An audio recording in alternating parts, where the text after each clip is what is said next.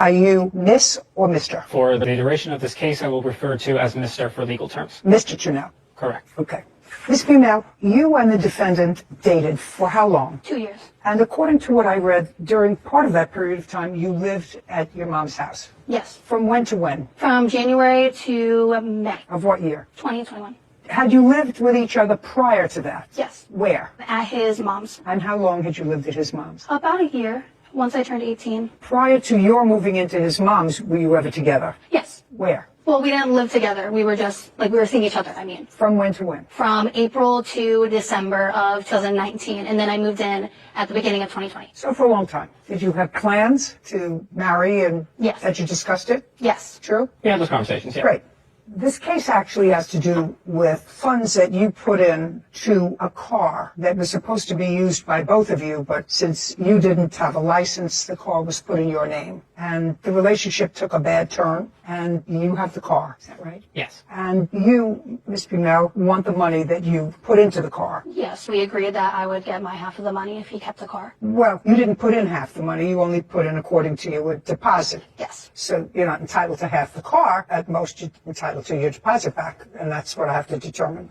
Now, Mr. Chernell, the allegation is that you filed a false restraining order against the defendant, and I believe you spent a little time in custody. Is that correct? Yes, they took me in and fingerprinted me. And that was after the breakup? Yes. All right, so let's go to the car. You were living with your mother when the car was purchased? Yes. Okay. Mr. Chernell, month and year the car was purchased? May of 2021. So that was immediately prior to the breakup? Yes. What kind of car was purchased? 2014 Ford Focus SE. And the purchase price? We put down a deposit of $7,000. Total purchase of the car was just under $11,000. So there was finance charge Yes. on the car. Who financed the car? I did. Through what institution? My bank account. I was paying it through my debit card while I was working. I understand that, but what institution? What Bank of America. credit? Bank of America. And what were the monthly payments? $200 around there. So if the car was purchased immediately prior to the breakup, the plaintiff really didn't get any benefit or use of the car. Very little, maybe at most 30 days. That be a fair statement? I'd say so. Fair statement? Yes. And how much, Ms. Buellman, did you put into the car? I put in $6,000. Is that correct? Correct. I'd like to see proof that you put in $6,000.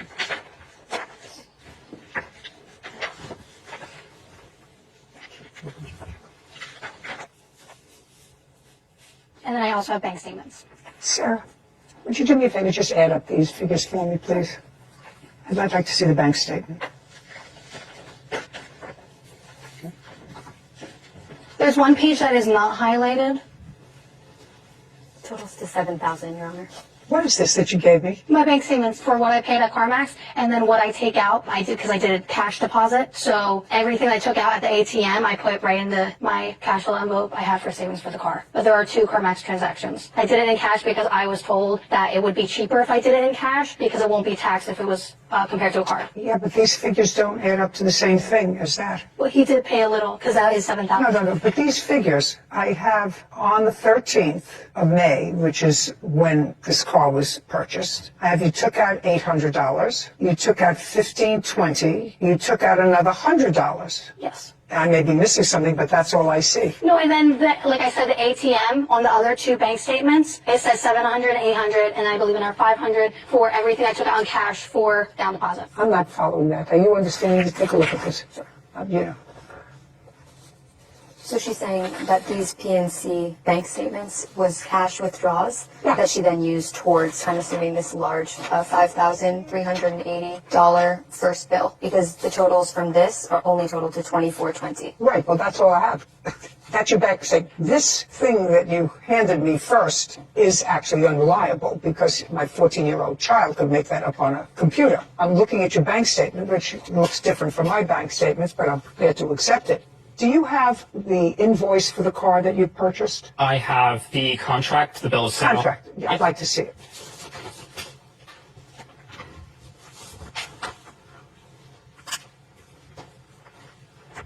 And I'd like to see your bank statement, please. I don't have bank statements with me. Any reason? In my search, there were no correlations on May 13th towards the purchase. Only records that came up were towards the insurance and car payments that followed after the date. So I did not believe it was reasonable for me to submit that as evidence. In the future, you should let the fact finder determine whether it's reasonable or not, right? Yes, sir. Okay. Now, when you finance the car, what this requires you to do is to maintain insurance. Yes. And it requires you to maintain insurance for both liability and collision until the remainder of the loan is paid off. Yes. Did you? Yes. Good. Now, without going into anything else, the two of you are no longer together. We may have to get into that later on the protective order, but the car was totaled. Yes. After the breakup. Yes. And the car was totaled and insured so that there was payment by the insurance company. Yes. How much? $6,000. Do you have any proof of that? No.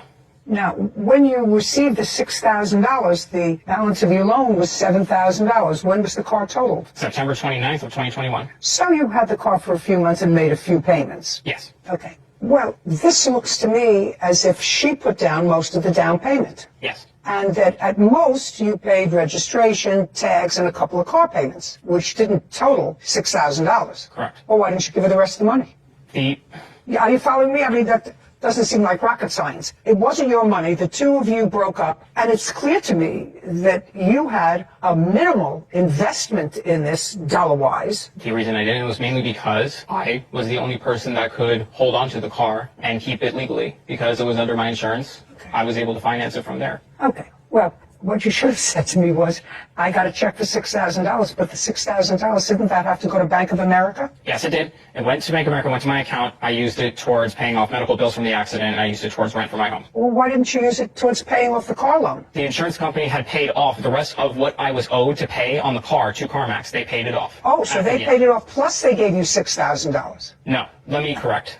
I apologize. I'm very nervous. The insurance company, after the incident, had paid off the rest of what was owed to CarMax from me. Okay, so the insurance company paid off to the lender, Yes. which was left, which was, let's say, $6,000. Yes. And in addition to that, they sent you a check. Yes. I used that check towards my bills, and I used it towards my rent. Okay, well, that you can't do, because that really wasn't your money. You didn't spend that money. Didn't you feel as if it was appropriate to give it back to her? I would have if I wasn't in the situation that I was. And What situation were you? I was injured. Who is after- this? Is this your mother? Yes. Okay. Are you living with your mom? Yes. Okay, well, so you weren't on the street. I assume that you feed your child when you have to. He was actually taking care of me at that time. Oh, great. Well, if you had the money to take care of your mother, then you should have returned the money to her. So she's entitled to that money. You were compensated for it by the insurance company, and you had no right to keep it for your own bills. Okay. Got it? Yes. Easy. Easy peasy.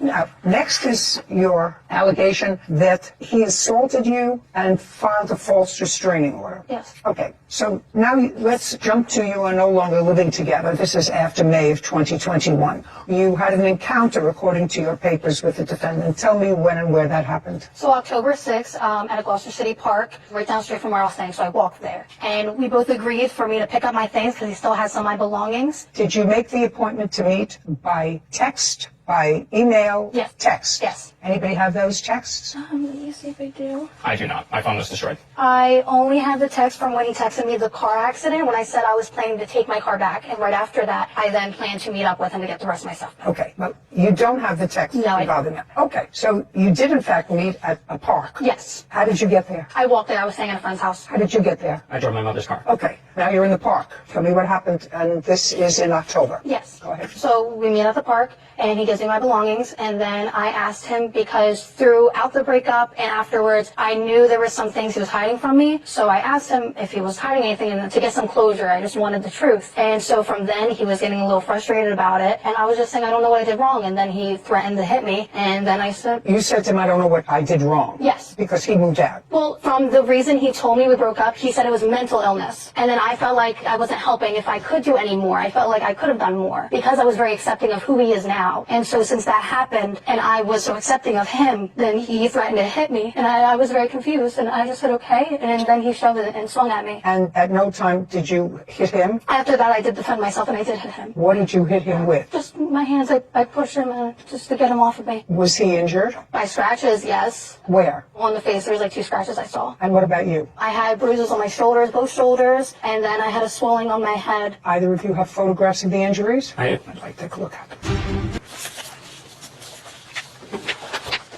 Thank you.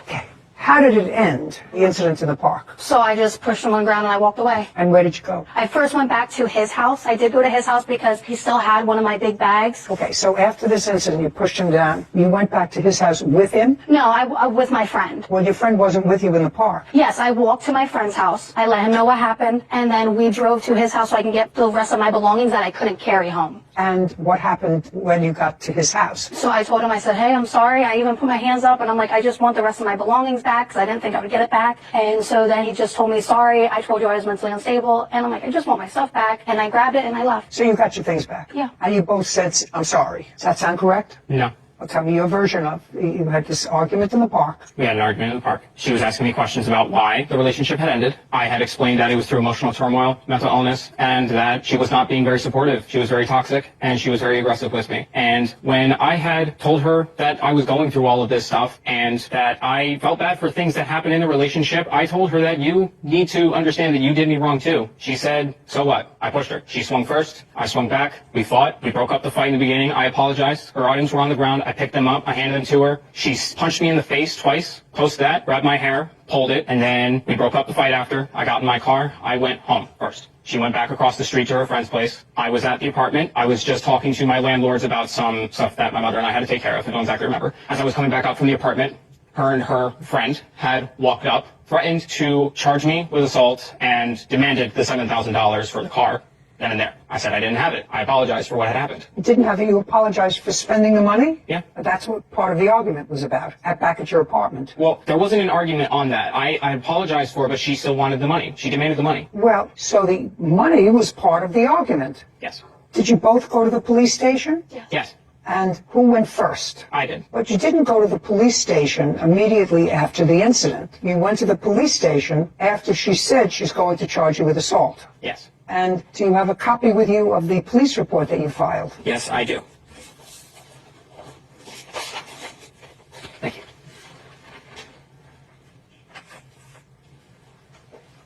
You have a copy of the police report you filed? I do not. You do not. Okay. So you were not injured, and what I'm putting together here is that you went to the police station and filed this because she had threatened to go to the police and charge you with assault. You went there, got there first. And you got there second, is that right? And by the time you got there, is that the time they took you into custody? Yes. Okay.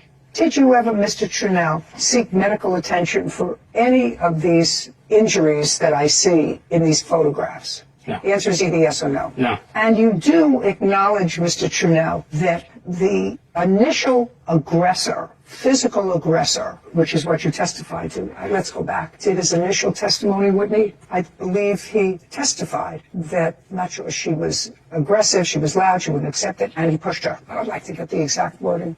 So I told her that you need to understand that you did me wrong too. She said, so what? I pushed her. She swung first. I swung back. We fought. Okay, so after you pushed her, after you put your hands on her, according to you, she swung at you. Correct. Okay, well, you didn't expect her to give you a kiss after you pushed her. No. All right, Ms. Buhlman, I'm looking at your complaint, and your complaint is seeking $6,000 in damages. Well, you already have, according to you, that money invested in the car, which he got back. So you are entitled to that. And since that's the extent of your claim against the defendant, I'm granting your petition in the amount of $6,000. Judgment for the plaintiff. We're finished here. Thank you. Listen, you need a contract, and you definitely shouldn't be making major purchases with someone who is not your legal partner. In so many of these cases, a situation like that just leads to disaster.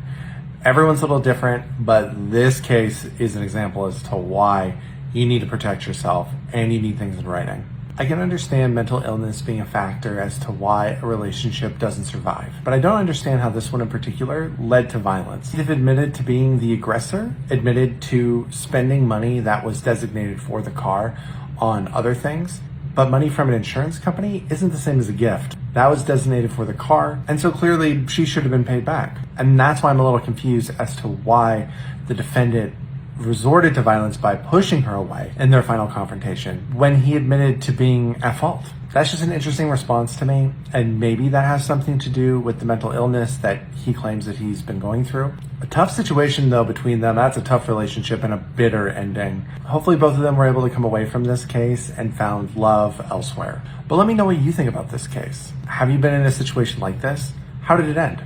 Let me know in the comments. Thanks for watching.